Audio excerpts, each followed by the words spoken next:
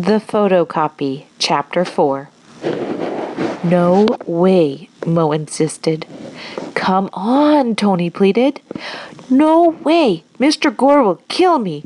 The Terminator will kill me. My parents will kill me. Nobody will kill you because nobody's going to find out. Tony emptied the teacher's workroom paper recycling bin into a large plastic bag. We're supposed to be in here, remember? Mr. G's orders. He told us to empty all of the school's bins and not to goof off while we're at it, Mo replied, and then meet our class in art. Let's get out of here. This place gives me the creeps. This will only take a couple of minutes, Tony pleaded, and there aren't any teachers in here.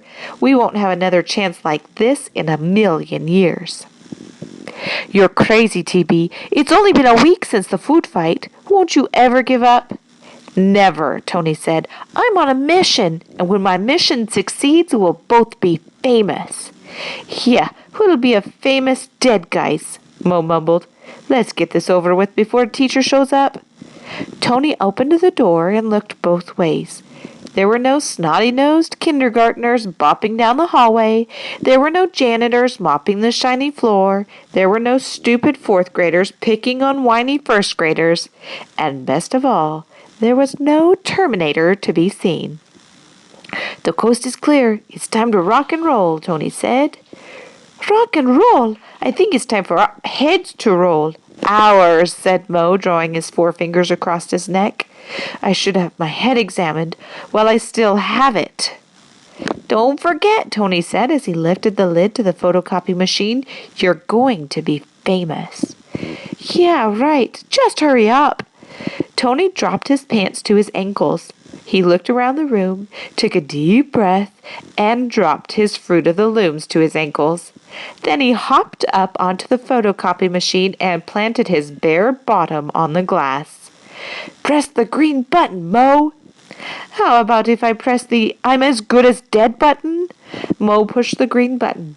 The machine whirred into action. Mo picked up the copy, looked at it, and then handed it to Tony. Looks like the back end of a... Fantastic! A perfect shot of my hinder, Tony proudly interrupted. Now press the 2 button, the 5 button, and the green button. 25 copies, Mo said, looking a look of dread on his face. That will take forever. I'll give them out as souvenirs when I become famous. I should have known, said Mo. The machine whirred into action again. Mo looked at the door. He fiddled with the collar of his shirt. He wiped the sweat trickling down his forehead. Tony smiled at Mo and asked, Are you having fun yet? Mo ignored him. Everything was okay at 5 copies. No problem at 10 copies. The machine shot out 15 copies and success seemed to be just around the corner. But at 19 copies, the door began to open slowly. Mo whispered, TB, the door! We're dead now! Tony held his breath while Mo stood as still as a statue. The door opened a couple of inches, then another inch. Fingers curled around the edge of the door. Long fingers. Adult fingers. Tony stared at the diamond ring on one of the fingers. He'd seen that ring before on the Terminator's hand. Fear raced through his body. The end was near.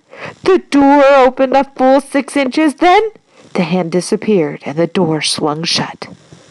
Tony let out a breath in a rush. Mo slid to the floor and sat on his backside, and the machine spit out the last copy. Woo, that was close, Tony said, hopping down from the copier. Too close, said Mo, scrambling to his feet. Let's get out of here. Tony pulled up his Fruit of the Looms, his pants, and then grabbed the stack of photocopies. He opened the door and stuck his head into the hallway. Nobody in sight. Follow me. Tony slipped out of the teacher's workroom with Mo following close behind. I can't believe we made it, Mo whispered. "We better empty the rest of the bin," said Tony, "before Mr. G comes looking for us." The two boys zipped down the hallway in search of the next recycling bin.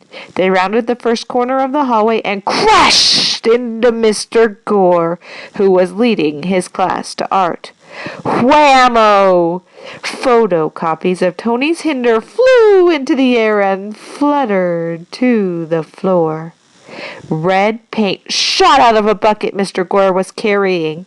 The paint geyser splattered Mr. Gore from head to foot.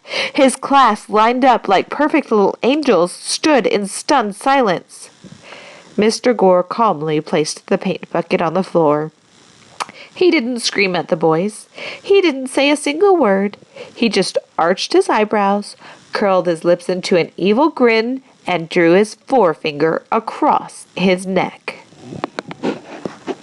Then his class went totally nuts as they scrambled to pick up the copies. "Look, a photocopy of Mean Dean's face." "No, it's a copy of Daisy's twin brother." "No way, it's Mrs. Hernandez." "You're all wrong. It's a copy of Mr. G's cheeks, sort of puffy like a chipmunk's." "No, it's a copy of someone's other set of cheeks." Mo put his hands in his pockets and leaned against the wall. "We're goners, TB." "Yes, the end is near," Tony said, joining Mo. "We almost made it. Anyway, it's been great."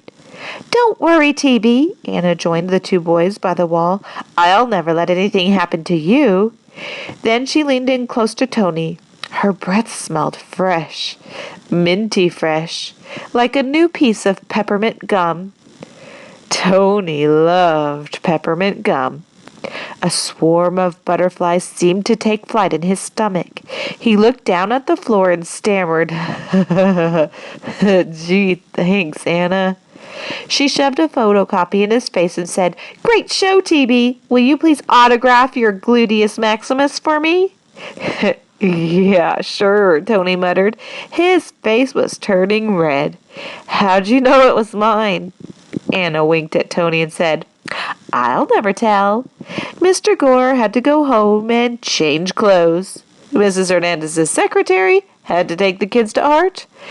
Tony and Mo had to go to the principal's office.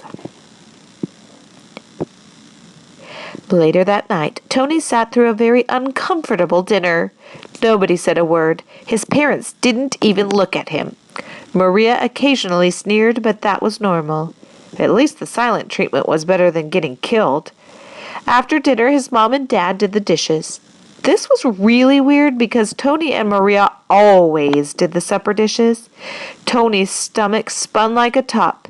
Maybe his parents were going to kill him. After the dishes were finished, the Madisons settled into their favorite positions in the living room to watch the news. Mr. Madison in his recliner, Mrs. Madison in her rocker, Maria on the couch, and Tony on the floor. Nobody had turned on the TV, so Tony got up to find the remote. "Sit down," Tony's father said. "The news will have to wait a bit for tonight." The Madisons always watched the news every night after dinner. It was a family tradition. Tony's time had come. He slowly sank to the floor. His father got up and circled the living room like a vulture. He stopped and stared down at Tony. "Why? May I ask why?" "Well, because he's a fifth grader," interrupted Maria in her "you're just a dork and I'm way cooler" 16-year-old way. "He's so embarrassing." "As if you're not," Tony snorted. "You're beginning to look like a human Christmas tree with all those things hanging on you." Maria had just made a major fashion statement, a pierced right nostril and a pierced left eyebrow, both sporting shiny gold hoops to go along with her multi-pierced ears. Maria picked up an overstuffed couch pillow and fired it at Tony. It hit him in the back of the head. Tony pulled off his sock, tied a quick knot in it, and fired it at Maria. It smacked her between the eyes. "Bullseye!" "That's enough, both of you," Mr. Madison ordered. Then he locked eyes with Tony. "Well, What did Mrs. Hernandez have to call? Why did Mrs. Hernandez have to call us again? Why do you have to spend your recess writing a report about the history of photocopy machines? And why will you be suspended from school if you get sent to her office one more time? Well, there was this lady on the Late Show the other day. She photocopied her face. David Letterman really made a big deal out of it. He fired copies of her face into the audience. It was pretty funny, so I figured I'd do the same thing and then give the copies to my fans when I become... This is ridiculous, Mrs. Madison interrupted as she got up from her rocker and joined Mr. Madison. Both towered above Tony. I'm sick of this nonsense. Drop it. Now! I'm not recording the show for you anymore, and there will be no more letters to David Letterman, or you may never see the light of day again, because I'll get you before Mr. Gore or Mrs. Hernandez does. Have I made myself clear? Yes, ma'am, Tony muttered.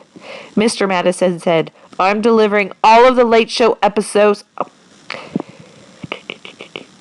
Mr. Madison said, I'm deleting all of the Late Show episodes that we've saved for you, and I want 2 perfect letters of apology written tonight before you go to bed. One for Mr. Gore and the other for Mrs. Hernandez. You'll give the letters to each personally before school tomorrow morning, and I want to see the letters before you go to sleep. Starting tomorrow, you can forget about playing after school. You'll be spending your time in the yard, raking and bagging leaves, by yourself, for however many days it takes to finish the job. And if this happens again, I'll get you before Mr. Gore, Mrs. Hernandez, or your mother does. Do you understand? Yes, sir. As for you, Maria, no more holes in your body. You're starting to look like a human pincushion. Yes, sir. Now, turn on the news. I want to catch the stock report. After the news, Tony wrote his apologies and showed them to his dad. He said they were A-OK and then sent Tony to bed. Tony lay in bed and stared at the ceiling. Only one thing was on his mind, the Late Show. He climbed out of bed and went to his desk and began writing his 3rd letter of the night. October 11th. Dear Mr. Letterman, I saw the photocopy stunt on your show the other night. It was so cool I decided to try my own photocopy stunt at school. It backfired and I got into big trouble. Oh well, here's another top 10 list you might want to use sometime. The top 10 things you should never do at school. Number 10. Eat the 3-month-old peanut butter and jelly sandwich that you found in the back of your desk. Number 9. Drop the frog that you dissected in science class into your teacher's cup of coffee. Number 8. Stick your tongue in the automatic pencil sharpener. Number 7. Barf on your teacher's desk instead of in the garbage can. Number 6. Ask your PE teacher if he's ever heard of deodorant. Number 5. Use the classroom's pet hamster as a chalkboard eraser. Number 4. Write test answers on your forehead with a permanent marker. Number 3. Ask your principal if she graduated from the Ringling Brothers and Barnum and Bailey Clown College. Number 2. See how far you can stick a crayon up your nose. And number 1, copy your hinder on the school's photocopy machine. Sincerely, Tony Baloney. P.S. Number 1 really happened. Yes, I copied my own hinder and it was a disaster. Call me and I'll explain. My phone number is 816-555-0942. My dad deleted all of my old Late Show episodes, and my mom won't record any more shows for me. I've secretly mailed this letter to you. My parents don't know about it. If they find out, I'm a goner. Please invite me to be on your show before it's too late.